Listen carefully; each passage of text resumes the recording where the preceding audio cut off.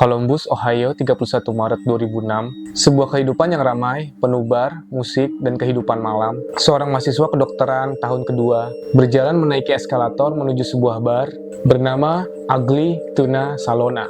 Ia menggunakan kaos hijau dan celana jeans. Ia tersenyum. Ia bercanda dengan teman-temannya. Ia tidak terlihat seperti seseorang yang sedang menuju ke sebuah misteri yang akan bertahan lebih dari 1 dekade. Nama pria itu adalah Brian Shaffer. Dan dalam beberapa jam ke depan, ia akan menghilang tanpa jejak.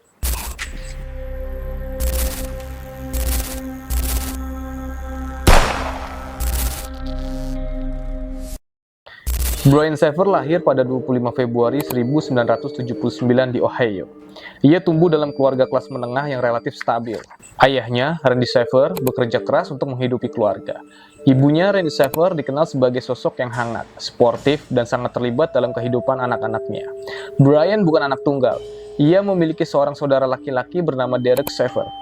Keluarga ini digambarkan oleh orang-orang terdekat sebagai keluarga yang cukup dekat. Meskipun seperti banyak keluarga lainnya, mereka juga memiliki dinamika dan tantangan sendiri. Beberapa laporan menyebut bahwa orang tua Brian sempat mengalami ketegangan dalam rumah tangga sebelum akhirnya berpisah. Namun, hubungan Brian dan kedua orang tuanya tetap terjaga. Jika ada satu sosok yang paling mempengaruhi hidup Brian, itu adalah ibunya. Renee sangat bangga dengan pencapaian akademik Brian. Sejak kecil, Brian dikenal cerdas dan memiliki minat kuat di bidang sains. Ia menyelesaikan pendidikan sarjana sebelum akhirnya diterima di sekolah kedokteran di Ohio State University, sebuah pencapaian yang tidak mudah. Menurut teman-temannya, Brian sering menyebut ibunya sebagai sumber motivasi utamanya. Ketika Renee didiagnosa kanker, keluarga Shaffer menghadapi periode yang berat. Perawatan medis, tekanan emosional, dan ketidakpastian membuat situasi keluarga menjadi sangat sulit. Pada 21 Maret 2006, Renee Shaffer meninggal dunia akibat komplikasi kanker. Saat itu, Brian berada di fase penting dalam hidupnya. Mahasiswa kedokteran tahun kedua dengan masa depan yang mulai terbentuk, dan hanya 10 hari setelah ibunya meninggal, ia menghilang. 10 hari adalah waktu yang sangat singkat dalam proses berduka. Secara psikologis, banyak orang yang masih berada dalam fase shock atau penolakan pada periode itu. Ayahnya, Randy Shaffer, dalam beberapa wawancara menyatakan bahwa Brian memang sangat sedih setelah kematian ibunya. Ia lebih pendiam, lebih banyak merenung. Namun, Randy menegaskan bahwa ia tidak melihat tanda-tanda depresi ekstrim. Tidak ada ucapan seperti ingin menyerah. Tidak ada perilaku menarik diri secara drastis. Tidak ada tanda ia ingin meninggalkan semuanya. Sebaliknya, Randy menyatakan bahwa Brian masih berbicara tentang masa depan. Ia masih membahas sekolah, masih membicarakan rencana liburan, masih menjalankan hidupnya. Yang membuat tragedi ini semakin menyakitkan adalah fakta bahwa Randy harus menghadapi 2 kehilangan hampir bersamaan, istrinya dan kemudian putranya. Dalam satu wawancara emosional, Randy pernah mengatakan bahwa kehilangan Brian terasa seperti kehilangan Renee untuk kedua kalinya. Karena Brian adalah bagian dari Renee. Ia adalah kebanggaan istrinya, dan kini ia juga menghilang tanpa jawaban. Secara finansial dan sosial, tidak ada indikasi keluarga Shaffer sedang mengalami krisis besar yang bisa memicu pelarian. Tidak ada utang besar yang diketahui, tidak ada konflik hukum, tidak ada catatan kriminal. Brian tidak memiliki riwayat kekerasan, tidak memiliki masalah serius dengan hukum. Ia adalah mahasiswa kedokteran yang dikenal santai, cerdas, dan kadang sedikit pemberontak dalam gaya hidup. Suka bermain gitar, suka keluar malam, tetapi bukan tipe yang hidupnya kacau. Justru disitulah letak paradoksnya. Brian bukan seseorang dengan latar belakang gelap. Ia bukan buronan. Ia bukan korban ancaman publik. Ia adalah anak dari keluarga biasa yang berada di masa transisi emosional yang berat. Dan tepat di titik paling rentan dalam hidupnya, ia menghilang. Ketika Randy Shaffer meninggal pada 21 Maret 2006, keluarga Shaffer belum sempat benar-benar memproses rasa kehilangan itu. Secara psikologis, fase awal berduka biasanya meliputi shock, penyangkalan, mati rasa emosional. Dan hanya 10 hari kemudian, Brian menghilang. Bagi Randy Shaffer, ini bukan hanya kehilangan anak. Ini adalah kehilangan yang datang tepat saat luka pertama belum sembuh. Beberapa psikolog menyebut kondisi ini sebagai compound grief, duka berlapis yang datang berturut-turut tanpa jeda pemulihan. Dalam wawancara-wawancara setelahnya, Randy terlihat lelah, emosional, dan sering berbicara dengan nada penuh kebingungan. Ia mengatakan sesuatu yang sangat sederhana, namun menyakitkan. Brian tidak akan meninggalkan kami. Tidak setelah ibunya meninggal. Bagi Randy, masuk akal jika Brian justru akan semakin dekat dengan keluarga setelah kehilangan ibunya. Secara emosional, kehilangan orang tua sering membuat anak semakin menghargai keluarga yang tersisa. Dan itulah yang membuat teori menghilang secara sukarela terasa janggal di mata ayahnya. Secara publik, tidak ada bukti konflik besar dalam keluarganya. Namun seperti banyak keluarga lainnya, bukan berarti tidak ada tekanan sama sekali. Beberapa laporan menyebut bahwa orang tua Brian sempat berpisah atau memiliki ketegangan rumah tangga sebelum ibunya meninggal. Apakah hal itu berdampak pada Brian? Tidak ada bukti langsung. Namun secara psikologis, anak yang tumbuh dalam dinamika keluarga kompleks kadang belajar menyimpan emosi sendiri. Selain itu, sekolah kedokteran bukan lingkungan yang ringan. Mahasiswa kedokteran menghadapi tekanan akademik ekstrim, jam belajar panjang, persaingan ketat, kelelahan mental. Beberapa teman menyebut bahwa Brian terkadang menggunakan musik dan kehidupan malam sebagai pelarian dari tekanan. Ia suka bermain gitar, ia suka keluar bersama teman, namun tidak ada laporan bahwa ia mengalami kegagalan akademik serius atau ancaman dropout. Lalu muncul pertanyaan lain, apakah ia memiliki konflik pribadi yang tidak diketahui oleh keluarganya? Tidak ada bukti utang besar, tidak ada catatan kriminal, tidak ada ancaman yang dilaporkan. Namun dalam banyak kasus orang hilang, seringkali sisi terdalam seseorang tidak diketahui bahkan oleh keluarga terdekatnya sendiri. Itulah ruang abu-abu yang membuat kasus ini tetap terbuka untuk spekulasi. Bayangkan posisi Brian saat itu, seorang pria 27 tahun, mahasiswa kedokteran. Ibunya baru saja dimakamkan 10 hari sebelumnya. Rencana masa depan masih panjang, namun hidupnya baru saja diguncang secara emosional. 10 hari adalah waktu yang sangat singkat. Beberapa ahli berpendapat bahwa fase shock sering membuat seseorang tampak normal di permukaan. Mereka tetap bercanda, mereka berbicara tentang rencana, tetap menjalani rutinitas. Namun di dalam, mereka belum benar-benar memproses rasa kehilangan. Apakah Brian sedang berada di fase seperti itu? Kita tidak tahu. Namun, satu hal yang jelas, ia tidak menunjukkan tanda ingin mengakhiri hidupnya. Ia tidak memberikan pesan perpisahan. Ia tidak menyelesaikan urusan-urusannya. Ia tidak mengosongkan rekening. Ia tidak menjual mobilnya. Jika ia ingin memulai hidup baru, ia melakukannya dengan cara yang sangat tidak biasa. Karena orang yang ingin kabur biasanya mempersiapkan sesuatu. Brian tidak mempersiapkan apapun. Dan disitulah misteri menjadi semakin dalam. Dalam 10 hari setelah kematian ibunya, Brian masih mencoba menjadi dirinya yang biasa, masih berbicara tentang masa depan, masih membuat rencana, masih mencintai, masih hidup, dan mungkin justru di momen paling rapuh itulah sesuatu terjadi.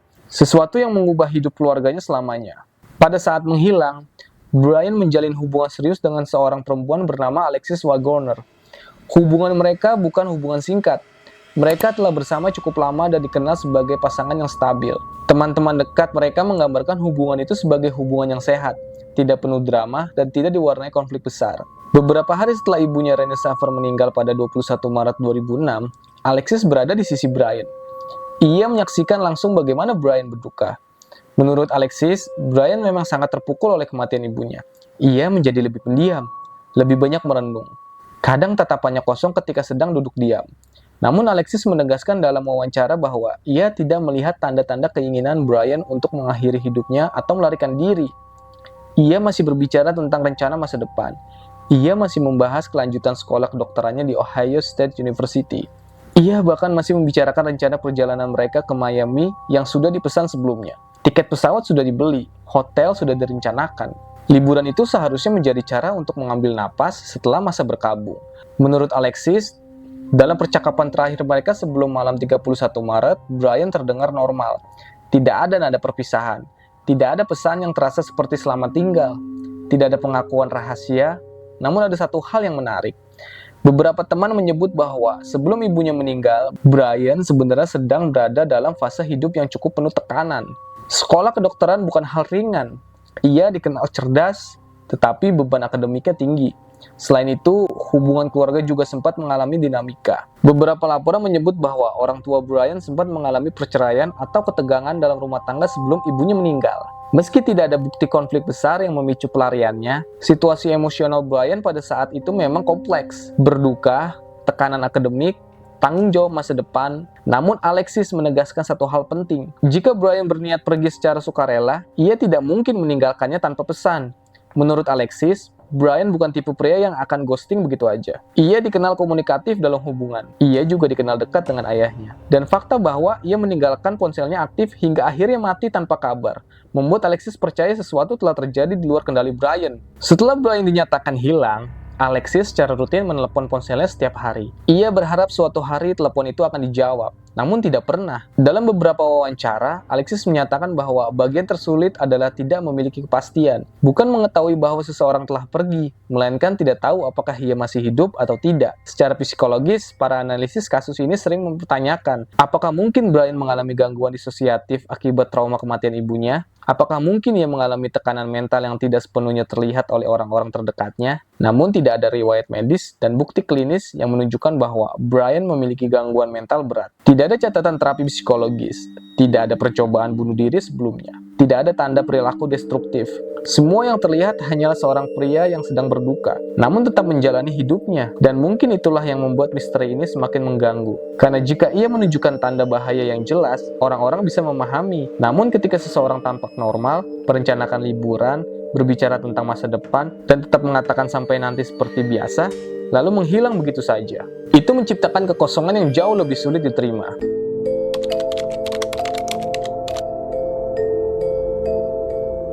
31 Maret 2006, Columbus, Ohio.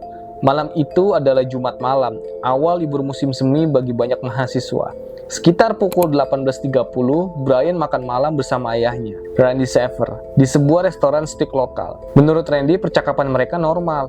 Mereka berbicara tentang rencana Brian ke Miami bersama kekasihnya, Alexis Waggoner. Tidak ada tanda putus asa, tidak ada kalimat perpisahan. Setelah makan malam, sekitar pukul 21.00 sampai 21.30, Brian kembali ke apartemennya di kompleks King Avenue, Columbus.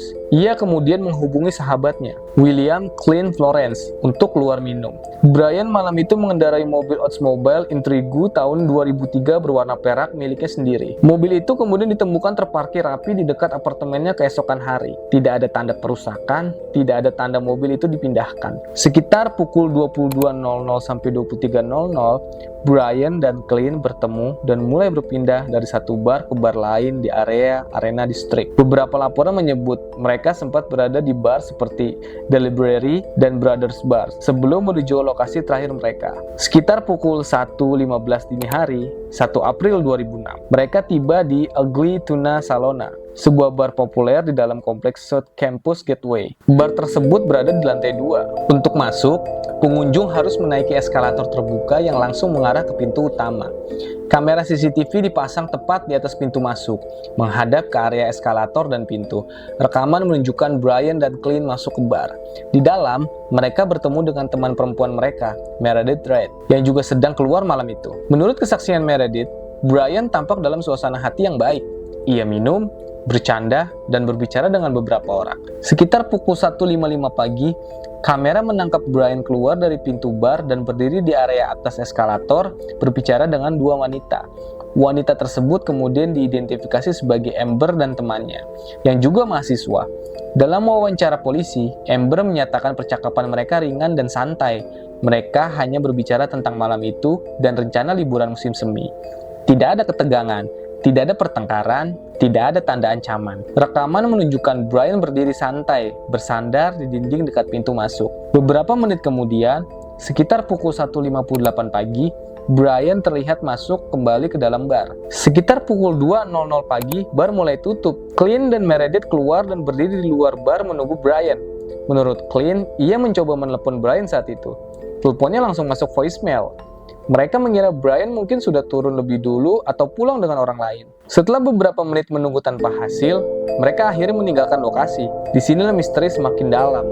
Tidak ada rekaman Brian turun eskalator.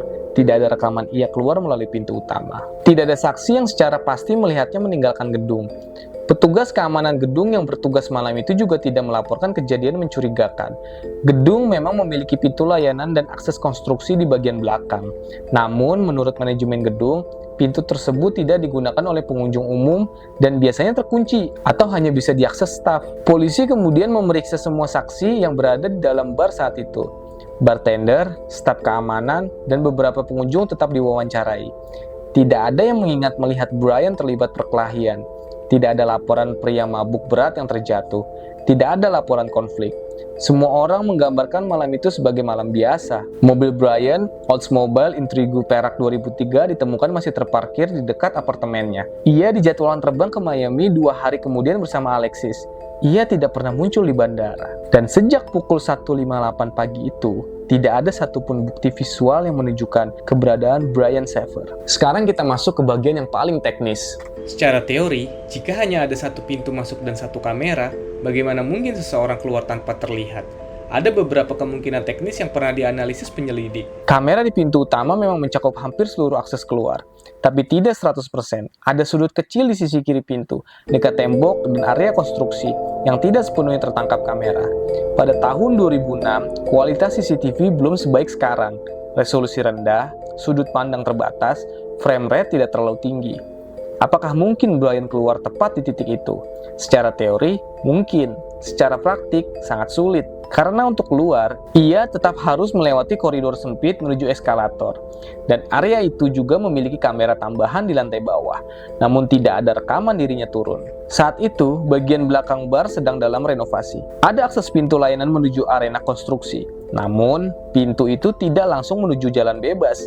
Ia mengarah ke area terbatas yang biasanya terkunci. Teori menyebutnya, bagaimana jika Brian masuk ke area konstruksi, jatuh, atau terjebak? Masalahnya, area tersebut sudah diperiksa. Tidak ada tubuh, tidak ada jejak.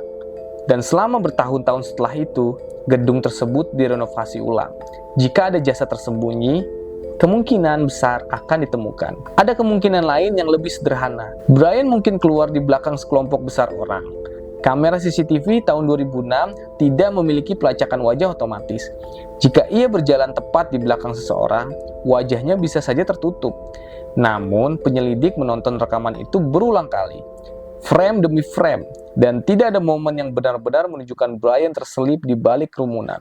Sekarang kita masuk ke bagian paling spekulatif. Mari kita bayangkan beberapa skenario realistis. Skenario 1. Bagaimana jika Brian memang memutuskan pergi? Ia baru kehilangan ibunya 10 hari sebelumnya. Tekanan sekolah kedokteran, rencana pernikahan, masa depan yang menuntut.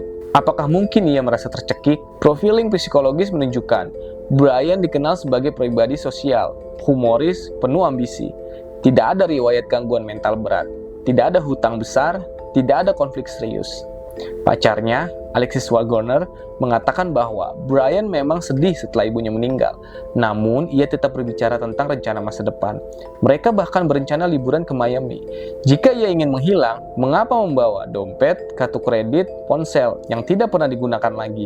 Voluntary disappearance biasanya menyisakan jejak finansial. Dalam kasus ini, nihil. Skenario kedua, bagaimana jika ia berhasil keluar tanpa kamera, lalu mengalami sesuatu di luar? Short Campus Gateway bukan area terpencil.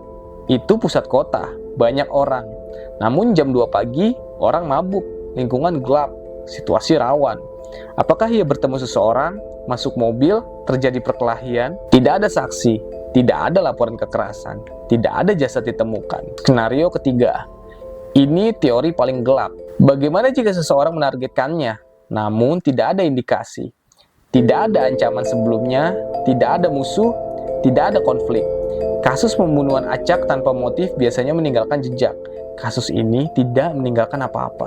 Jika kita melihat ini dari sudut profiling kriminal, Brian adalah pria 27 tahun, calon dokter, sosial, sedang berduka di bawah tekanan hidup. Dalam psikologi forensik, kehilangan orang tua bisa menjadi trigger perubahan perilaku. Namun dalam wawancara, tidak ada yang menyebut Brian menunjukkan perilaku ekstrim. Tidak menarik diri, tidak menjual barang, tidak mengucapkan selamat tinggal. Bahkan malam itu, ia terlihat santai, bercanda, berinteraksi. Orang yang merencanakan kabur permanen biasanya menarik uang tunai, menghapus jejak, mengatur dokumen, namun Brian tidak melakukan itu. Dan disinilah misteri itu tetap menggantung. Seorang pria masuk ke sebuah bar, ia berbicara, ia tertawa, ia terlihat hidup, lalu ia menghilang. Tanpa jejak digital, tanpa transaksi, tanpa jasad, tanpa penjelasan, seolah-olah dunia menelannya. Dan hingga hari ini, kasus Brian Shaffer masih terbuka. Pertanyaannya bukan lagi bagaimana ia keluar. Pertanyaannya adalah, Jika ia memang keluar, mengapa dunia tidak pernah melihatnya lagi? Randy Saver bersikeras bahwa putranya tidak mungkin kabur. Ia mengatakan bahwa meskipun Brian sedang berduka, ia tetap memiliki ambisi besar menjadi dokter. Menurut Randy, tidak ada perubahan ekstrim pada sikap Brian. Ia sedih, ya, namun bukan tipe orang yang akan meninggalkan semuanya. Justru Randy merasa Brian semakin dekat dengan keluarga setelah kematian ibunya.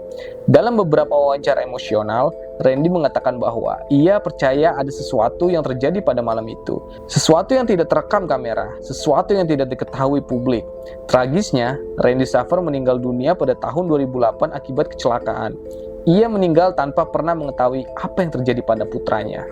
Apakah Brian keluar dari pintu darurat? Apakah ia menjadi korban kejahatan? Apakah ia tersesat dalam keadaan mabuk? Atau apakah ia benar-benar memilih untuk memulai hidup baru? Fakta bahwa ibunya meninggal 10 hari sebelumnya menambah lapisan emosional pada kasus ini. Namun tidak ada bukti kuat bahwa ia ingin menghilang. Hingga hari ini tidak ada jasad, tidak ada tersangka, tidak ada jawaban, hanya satu rekaman seorang pria yang masuk ke sebuah bar dan tidak pernah terlihat keluar lagi. Dan mungkin itulah yang membuat misteri Brian Saver tetap hidup hingga sekarang. Terima kasih.